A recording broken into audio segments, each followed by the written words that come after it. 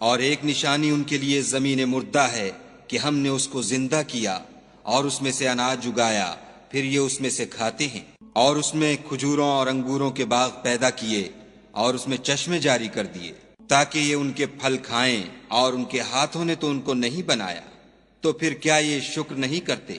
وہ خدا پاک ہے جس نے زمین کی نباتات کے اور خود ان کے اور جن چیزوں کی ان کو خبر نہیں سب کے جوڑے بنائے۔ اور ایک نشانی ان کے لیے رات ہے کہ اس میں سے ہم دن کو کھینچ لیتے ہیں تو اس وقت ان پر اندھیرا چھا جاتا ہے، اور سورج اپنے مقرر رستے پر چلتا رہتا ہے۔ یہ خدائے غالب اور دانا کا مقرر کیا ہوا اندازہ ہے۔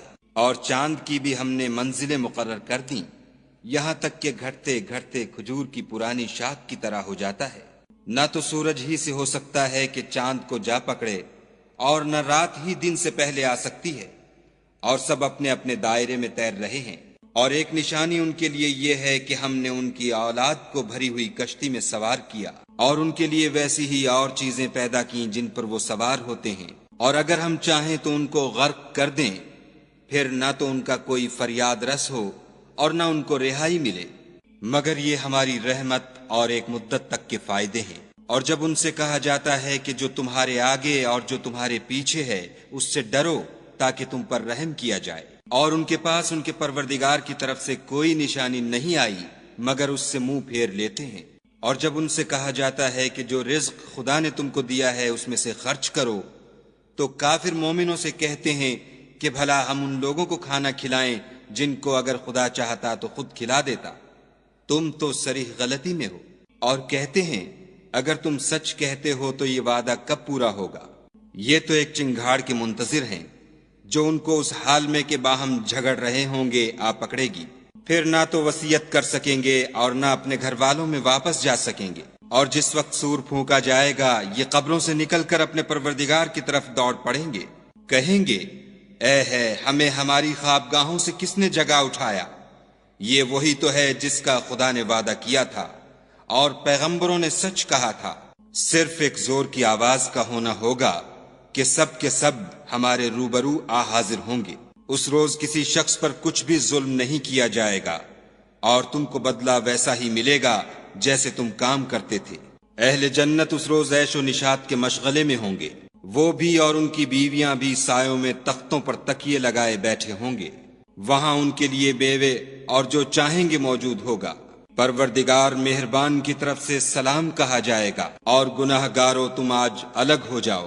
اے آدم کی اولاد، ہم نے تم سے کہہ نہیں دیا تھا کہ شیطان کو نہ پوجنا، وہ تمہارا کھلا دشمن ہے، اور یہ کہ میری ہی عبادت کرنا یہی سیدھا رستہ ہے۔ اور اس نے تم میں سے بہت سی خلقت کو گمراہ کر دیا تھا، تو کیا تم سمجھتے نہیں تھے؟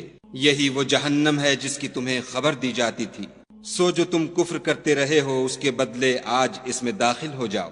آج ہم ان کے منہوں پر مہر لگا دیں گے، اور جو کچھ یہ کرتے رہے تھے ان کے ہاتھ ہم سے بیان کر دیں گے، اور ان کے پاؤں اس کی گواہی دیں گے۔ اور اگر ہم چاہیں تو ان کی آنکھوں کو مٹا کر اندھا کر دیں، پھر یہ رستے کو دوڑیں تو کہاں دیکھ سکیں گے؟ اور اگر ہم چاہیں تو ان کی جگہ پر ان کی صورتیں بدل دیں، پھر وہاں سے نہ آگے جا سکیں اور نہ پیچھے لوٹ سکیں۔ اور جس کو ہم بڑی عمر دیتے ہیں تو اسے خلقت میں اوندھا کر دیتے ہیں، تو کیا یہ سمجھتے نہیں؟ اور ہم نے ان پیغمبر کو شعر گوئی نہیں سکھائی، اور نہ وہ ان کو شایع ہے، یہ تو محض نصیحت اور صاف صاف قرآن پر از حکمت ہے، تاکہ اس شخص کو جو زندہ ہو ہدایت کا رستہ دکھائے اور کافروں پر بات پوری ہو جائے۔ کیا انہوں نے نہیں دیکھا کہ جو چیزیں ہم نے اپنے ہاتھوں سے بنائیں ان میں سے ہم نے ان کے لیے چار پائے پیدا کر دیے، اور یہ ان کے مالک ہیں، اور ان کو ان کے قابو میں کر دیا، تو کوئی تو ان میں سے ان کی سواری ہے اور کسی کو یہ کھاتے ہیں، اور ان میں ان کے لیے اور فائدے اور پینے کی چیزیں ہیں، تو کیا یہ شکر نہیں کرتے؟ اور انہوں نے خدا کے سوا اور معبود بنا لیے ہیں کہ شاید ان سے ان کو مدد پہنچے، مگر وہ ان کی مدد کی ہرگز طاقت نہیں رکھتے۔